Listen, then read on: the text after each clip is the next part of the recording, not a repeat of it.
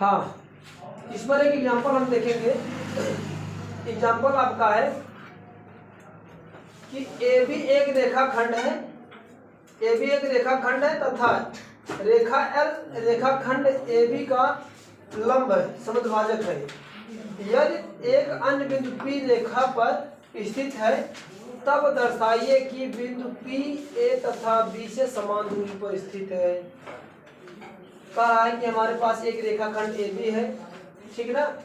एक हम रेखाखंड ए बी बनाते हैं।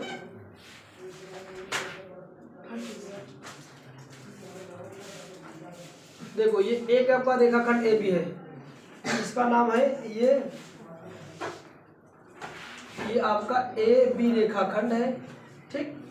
एक रेखाखंड ए बी है। फिर क्या कर रहा है कि रेखाखंड ए बी तथा रेखा एल, एक रेखा एल है जो ए बी का लंब समद्विभाजक है।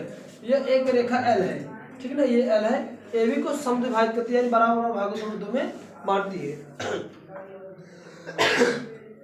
फिर क्या कह रहा है, यदि एक अन्य बिंदु पी रेखा एल पर स्थित है, एक कोई मान लो बिंदु यहाँ पर पी पर, पी एल पर स्थित है, इस एल पर कहीं पर स्थित है, ठीक, यहाँ पर पी स्थित है। तो कह रहा है तब दिखाइए कि पी ए तथा बी से समान दूरी पर है। जो पी है ए बी से समान दूरी पर और इससे भी क्या होना चाहिए, समान दूरी पर, यानी ये दोनों दूरी आपस में क्या हो, बराबर हो। ये देखो, ठीक, ये दिया है। ये क्वेश्चन फिर समझ लो। कह रहा है कि ए बी एक आपका रेखाखंड है, यह एक ऐसी रेखा है, यानी ये एल रेखा है कि जो ए बी को समद्विभाजित यानी लंब समद्विभाजक है। फिर कह रहा है कि जो एल पर कोई एक रेखा पी है तो हमें दिखाइए पी जो बिंदु है बी से तथा ए से तथा बी से समान दूरी पर होना चाहिए। कहने का मतलब यहाँ के बीच की दूरी और यहाँ के बीच की दूरी आपस में बराबर है, ठीक। अब इसके लिए हम करते क्या है, यहाँ पर हम लिखेंगे दिया है हमें, ठीक है। क्या क्या दिया है, पहली कंडीशन ये है कि जिस रेखा पर अगर कोई भी रेखा लंब होती है तो उनके बीच का कोण कितने अंश का होता है, 90 अंश का। कहने का मतलब परपेंडिकुलर है तो ये भी 90 अंश का होगा और ये भी 90 अंश का, पहली बात। और अगर लंब समद्विभाजक है, लंब समद्विभाजक का कंडीशन ये होता है कि जो लंब रेखा होगी जिस बिंदु पर कटेगी गिरेगी वह इस रेखा को दो बराबर भागों में बांट देगा, यानी ये वाली दूरी और ये वाली दूरी आपस में बराबर। इसका कोई मैं नाम दे देता हूँ, ये ओ पॉइंट है जहाँ पर इंटरसेक्ट कर रहा है, ठीक। हमें कोई भी तीन चीज हमें दिखाना है कि बराबर हो जाए, और थ्योरम है, इस थ्योरम की सहायता से हमें करना है यस ए यस, यानी दो ठोक भुजा बराबर करना और एक ठोक कोण। बात समझ में आई? चलो दिया है क्या, पहले तो कोण दे ही दिया है कि कोण ये परपेंडिकुलर है दोनों, तो लिखें क्या, कोण पी पी ओ ए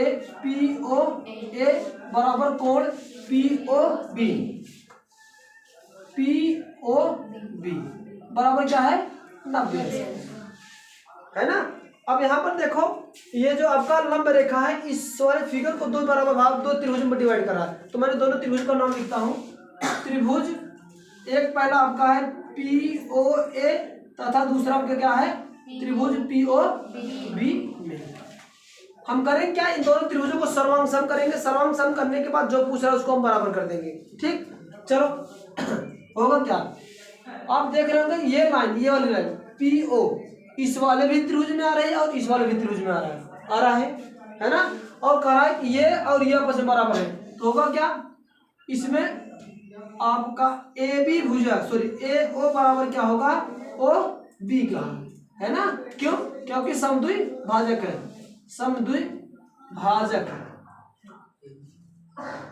समद्विभाजक PO है, ठीक। यानी अगर ये समद्विभाजक है इस रेखा का तो सीधी सी बात है ये और ये आपस में बराबर होंगे। तो पहली कंडीशन बना OA और OB आपस में बराबर होंगे। दूसरी भुजा हमें लेना है, दूसरी भुजा ये करें ये दोनों में आ रहा है, इस वाले भी त्रिभुज में आ रहा है और इस वाले भी त्रिभुज में, तो ये दोनों कोण आपस में, दोनों भुजा क्या होंगे, आपस में बराबर होंगे। तो लिखे क्या, PO बराबर OP की कह लो या PO की कह लो, क्यों, क्योंकि उभयनिष्ठ रेखा है ना।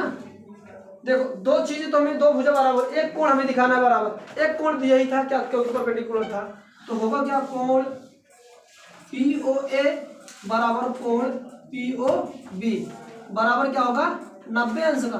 क्यों? क्योंकि लंब है, लंब AB पर यल रेखा है, यानी यल रेखा, जब यल रेखा इस पे परपेंडिकुलर है तो सीधी बात है क्या है, दोनों कोण 90 अंश बनेंगे। अब देखो दो भुजा और एक कोण बराबर हो गए तो दोनों त्रिभुज क्या हो जाएंगे, आपस में सर्वांग हो जाएंगे। इसीलिए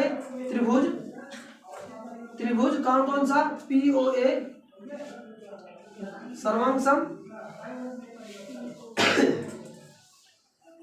त्रिभुज POB है ना। कैसा? यहाँ पर लिखेंगे यस के प्रमेय से आता है। इसलिए अब जो पूछ रहा है उसको बराबर कर दो। पूछ क्या रहा था कि यहाँ से इसकी दूरी और यहाँ से लेके इसकी दूरी आपस में बराबर है, तो लिखेंगे क्या आपका PA बराबर PB, यही प्रूव करना था, ठीक ना। तो नीचे से लिखे, अगर लिखना चाहें तो लिखेंगे आता है P बिंदु, आता नीचे से लिखेंगे P बिंदु A तथा B से समान दूरी पर स्थित है, ठीक ना। इस तरह से क्वेश्चन करेंगे, नोट कर लो उसको।